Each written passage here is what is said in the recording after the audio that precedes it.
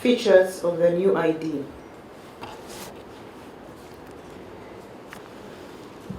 I think we will have another time to discuss the new ID in fullness, but I will particularly highlight three new features. One is the MLI, or the multi-laser image. Okay, we shall give you a picture and show you where it is. It shall be at the bottom of the card, like here. It shall turn and change. What is this trying to do? It's embedded within the polycarbonate. So for those of you who photocopy and copy this thing, we shall now be able to know you. Even a normal person, those who usually overlay this image, they shall notice that the overlaid image does not coordinate with the image within the multi-laser image. We have also embedded a picture in the map of Uganda, the same picture. So your picture will be here in the MLI and embedded here. So even if you don't have very, very expensive gadgets, you'll be able to pick the card and know that somebody has attempted to tamper with it, or it's actually the original card. 2, Cabinet approved the mass enrollment and renewal exercise to renew a total of 15.8 million cards that are expiring in June 2025. It is important to note that they may have already expired. Many have already expired. Another goal of this exercise is to register 17.2 million Ugandans. The mass enrollment and renewal exercise is set to start on 27th May 2025 at Chokanchi Demo.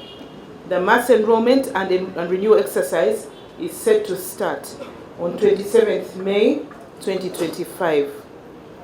Enrollment will happen from Monday to Saturday every week. Registration at the district.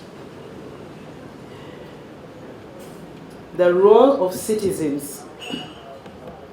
The key role of citizens is to present themselves at the nearest registration point with the required documentation and register and renew their IDs. Citizens are implored to mobilize friends and family of all ages, babies, toddlers, teenagers, the elderly, and all others to participate in this exercise. Roles and responsibility of other duty bearers. I will start with the village level.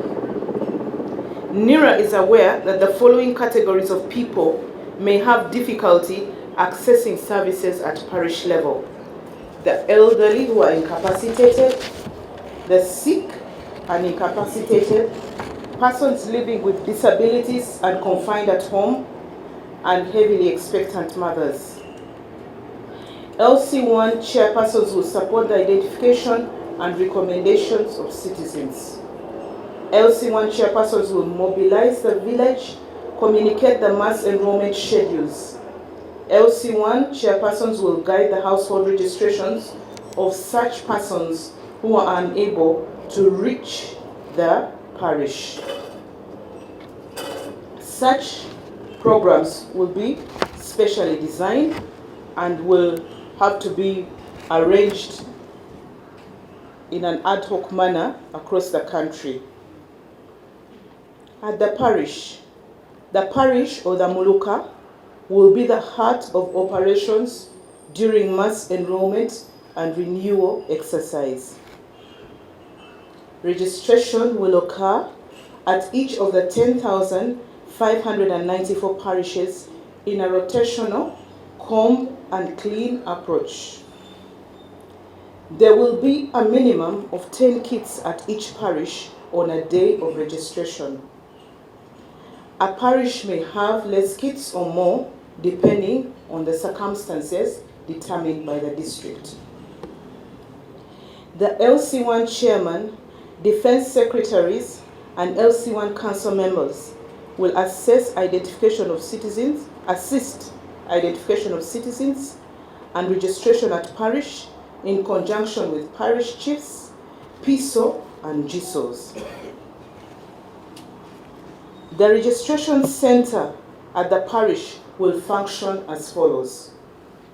Zone A, registration and enrollment of vulnerable and special groups, specifically children 5 years and below and pregnant women. Zone B, registration and enrollment of unregistered. Zone B1 will be for the pre-registered. This time we have an online presence. So if you pre-register, you will go to Zone B1 just for the capture of biometrics. However, if you don't have internet, if you don't have access to such services, you will have a computer dedicated to you in Zone B2. Zone C.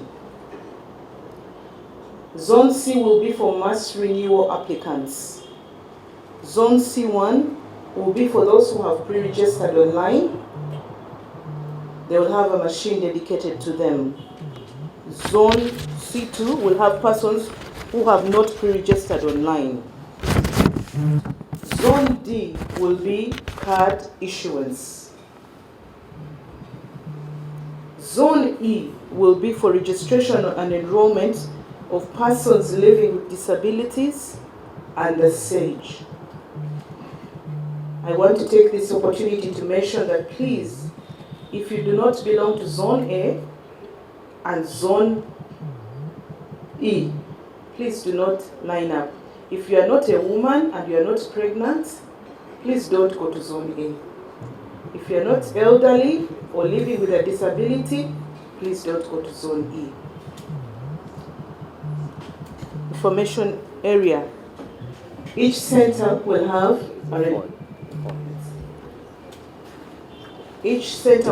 an information area. That information area will have forms, pens, and will also be manned by the persons from the local councils, the GISOs, the district officials who may choose to man that information area. At the sub-county. At the sub-county, we shall have supervisors who will also participate in scheduling the rotation of kids. They will also monitor registration at the parish level. They will report incidents of machines that are not performing as they should, or maybe a stolen kit, God forbid, or maybe a scuffle, something. They will be in touch with us to tell us how the activities at parish level are going.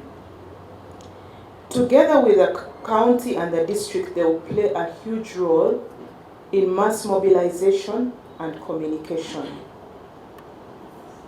They will also be responsible for ensuring the secure storage of kits and charging of kits. At the county, we expect mobilization by political leaders and monitoring and tracking accountability during and after the exercise. At the district, there shall be a district coordination committee. We've already worked with that committee. They were very instrumental in selecting the personnel that are going to be carrying out the exercise. They will also plan and coordinate the parish rotation. They will also set up verification committees for persons whose citizenship is queried. The police and security fraternity will deploy security personnel. They will secure and store kits, and they will keep law and order.